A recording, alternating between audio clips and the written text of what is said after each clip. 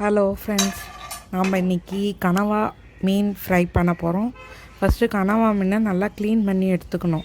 ரவுண்டாக கனவா மீனை எடுத்துக்கினா நமக்கு ஈஸியாக இருக்கும், பார்க்கறதுக்கும் அழகாக இருக்கும். இப்போ நம்மளுக்கு என்ன தேவையான பொருட்கள்னு பார்க்கலாம். வெங்காயம் 2 எடுத்துக்கலாம், தக்காளி 2 எடுத்துக்கலாம், கருவேப்பிலை, கொத்தமல்லி, அப்புறம் மஞ்சத்தூள், மிளகாய்த்தூள், கொத்தமல்லி தூள், red chilli powder, garam masala, இஞ்சி பூண்டு விழுது, பெப்பர் பவுடர். தாளிக்கிறதுக்கு பெருஞ்சீரகம், பட்டை, கிராம்பு, ஏலக்காய். எண்ணெய் தேவையான அளவு 2 ஸ்பூன் 3 ஸ்பூன் எண்ணெய் ஊற்றிக்குங்க. எண்ணெய் ஊற்றிட்டு கொஞ்சம் நேரம் எண்ணெய் கடாய் காயட்டும். காய்ஞ்ச உடனே அதில்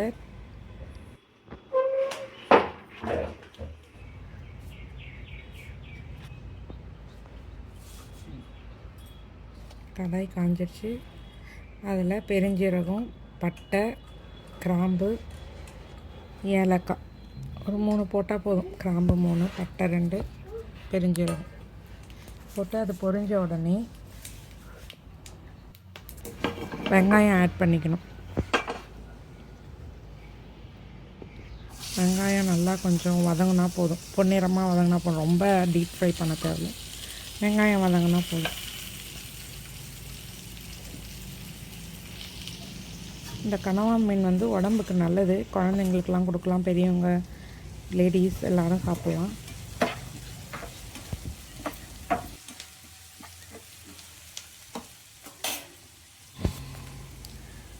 வெங்காயத்தை கூட கொஞ்சம் வதங்கும் போதே கருவேப்பிலை கொஞ்சோண்டு கிள்ளி போட்டுக்கலாம்.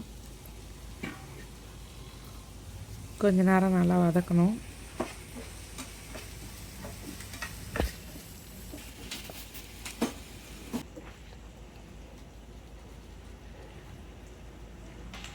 கொஞ்சம் வெங்காயத்தோட கலர் மாறுற வரைக்கும் கொஞ்சம் நேரம் வதக்கிட்டு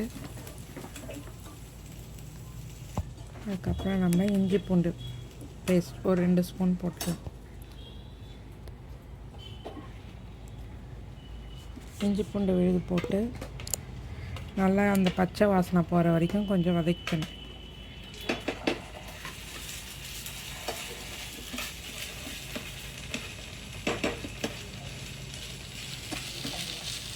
நம்ம வீட்டில் அரைச்ச இஞ்சி பூண்டு இருந்தால் நல்லா வாசனையாக நல்லா கம்மன்னு இருக்கும். அது நல்லா பச்சை வாசனை போகிற வரைக்கும் வதக்கி விடணும்.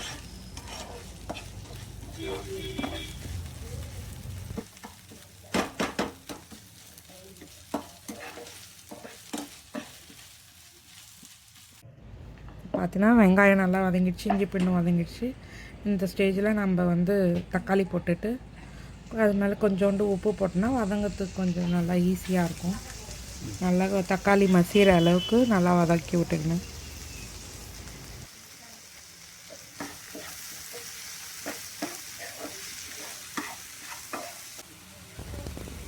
பாருங்கள், தக்காளி கொஞ்சம் நல்லா மசிஞ்சு வதங்கிடுச்சு. அந்த எண்ணெயும் தனியாக பிரிஞ்சு வர மாதிரி இருக்குது. நல்லா இந்த ஸ்டேஜில் நல்லா வதக்கி விட்டுட்டு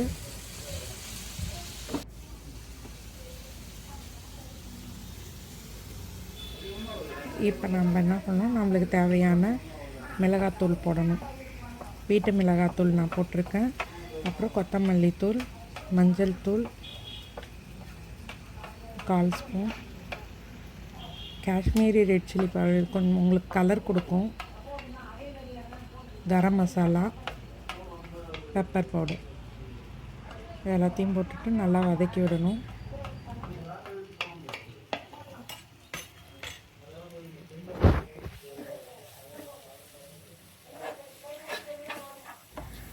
இது கொஞ்சம் ரா ஸ்மெல் போகிற வரைக்கும் நல்லா வதக்கி விட்டுக்கணும். லைட்டாக வேணால் ஒரு ஸ்பூன் 2 ஸ்பூன் தண்ணி தெளித்து கொஞ்சம் வதக்கி விட்டுக்கணும். இப்போ இது தேவையான அளவு உப்பு ஆட் பண்ணிக்கலாம். ஏற்கனவே நம்ம உப்பு ஆட் பண்ணியிருக்கோம். அப்போ நீங்கள் உங்களுக்கு தேவையான அளவு உப்பு இந்த ஸ்டேஜில் போட்டுக்குங்க. போட்டு கொஞ்சம் நல்லா மிளகாத்தூள்லாம் நல்லா வதங்குற அளவுக்கு நல்லா ஃப்ரை பண்ணிக்கணும், எண்ணெய் பிரிஞ்சு வர அளவுக்கு.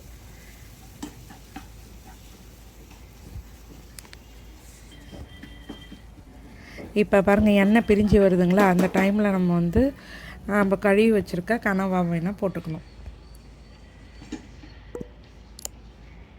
அது தலையில் நீட் நீட்டாக இருக்குன்னா அதையும் போடாமல் விட்டுறக்கூடாது. அதையும் நல்லா க்ளீன் பண்ணி கட் பண்ணி எடுத்துகிட்டு அதையும் போட்டுக்கணும். போட்டு நல்லா கொஞ்சம் அந்த மசாலா அது கூட சேர்கிற மாதிரி நல்லா வதக்கி விட்டுட்டு நம்ம மூடி வச்சிடணும். தண்ணிலாம் ஊற்றக்கூடாது. ஏன்னா இந்த கலவா மீன்லேயே தண்ணி நிறையா தண்ணி விடும். அதனால் நம்ம தண்ணி ஊற்றாமல் மிக்ஸ் பண்ணி விட்டுட்டு ஒரு மூடி எடுத்து மூடி வச்சிடணும். இது நான்ஸ்டிக் பேனுன்றதால மரக்கரண்டி யூஸ் பண்ணோம். இந்த ஸ்டேஜில் எனக்கு மரக்கரண்டி உடஞ்சிடுச்சு. அதனால் நான் இப்போதைக்கு சில்வர் கரண்டி யூஸ் பண்ணிடுறேன். நீங்கள் மரக்கரண்டி யூஸ் பண்ணுங்கள். நம்ம அடுப்பை மூடும்போது ஒரு மீடியம் ஃப்ளேமில் வச்சு அடுப்பை மூடி வச்சுடுவோம். ஒரு 3 மினிட்ஸ் கழித்து நம்ம ஓப்பன் பண்ணி பார்க்கலாம் தண்ணி எந்த அளவு விட்டுருக்குன்னு.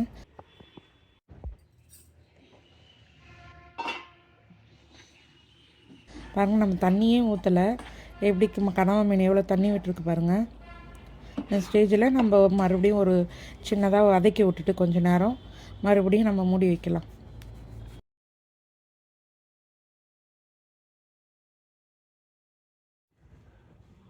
நம்ம கொஞ்சம் மூடி வச்சுட்டு ஒரு 8 மினிட்ஸ் இருந்தால் போதும். இந்த கனவா கொஞ்சம் பெரிய சைஸாக இருக்கிறதால நான் வெந்திருக்கான்னு கொஞ்சம் திறந்து பார்த்துட்டு கிளறி விட்டேன். நான் ஒரு 8 மினிட்ஸ் வச்சேன். சின்ன கனவாக இருந்தால் ஒரு 5 மினிட்ஸ் கூட போதும். அதுவே தண்ணி விட்டுருக்கும். கொஞ்சம் உங்களுக்கு வேணும்னா தொக்கு மாதிரி வேணுன்னா இந்த ஸ்டேஜில் நீங்கள் எடுத்துக்கலாம். இல்லை டீப் ஃப்ரை வேணும்னா இன்னும் நல்லா டீப் ஃப்ரை பண்ணி எடுத்துக்கலாம். நல்லா கனவா பாருங்கள் எவ்வளோ சூப்பராக வந்திருக்கு. இப்போ எங்களுக்கு நல்லா ஃப்ரை பண்ணி வேணுன்றதால நல்லா டீப் ஃப்ரை பண்ணி நாங்கள் எடுத்தோம். உங்களுக்கு வேணும்னா முன்னாடியே எடுத்துக்கலாம். ஃபைனலாக மேலே கொத்தமல்லி தழை கருவேப்பிலை தூவி கார்னிஷ் பண்ணி சர்வ் பண்ணுங்கள். நீங்களும் செஞ்சு பாருங்கள். நாங்கள் சாப்பிட்டு பார்த்தோம். நல்லா ருசியாக நல்லா டேஸ்ட்டாக வந்திருக்கு. நீங்களும் சாப்பிட்டு பார்த்து செஞ்சு பார்த்துட்டு எப்படி இருக்குன்னு கமெண்ட் பண்ணுங்கள். தேங்க்யூ.